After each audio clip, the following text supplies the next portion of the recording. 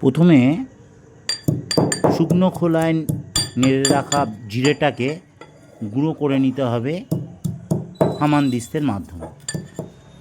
তারপরে শুকনো খোলায় ডালটাকেও নেড়ে নিতে হবে। ডালটা একটু ভাজা ভাজা হলে সেই ডালটাকে নামিয়ে রাখতে হবে।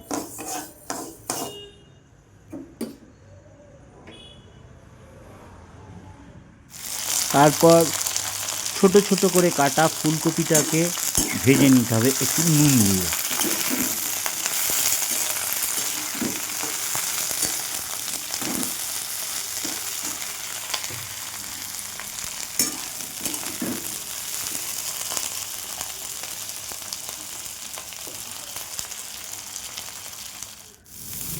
তারপরে গাজরগুলোকে চিড়ে চিড়ে করে কেটে ভেজে নিতে হবে, সেখানেও অল্প নুন দিতে হবে।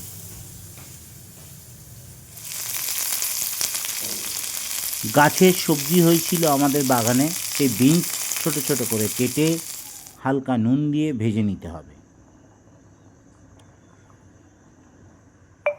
ভাজার পরে আস্তে আস্তে সমস্ত মশলা দিতে হবে। সেই মশলাগুলো হলো জিরে, আদা আর টমেটো।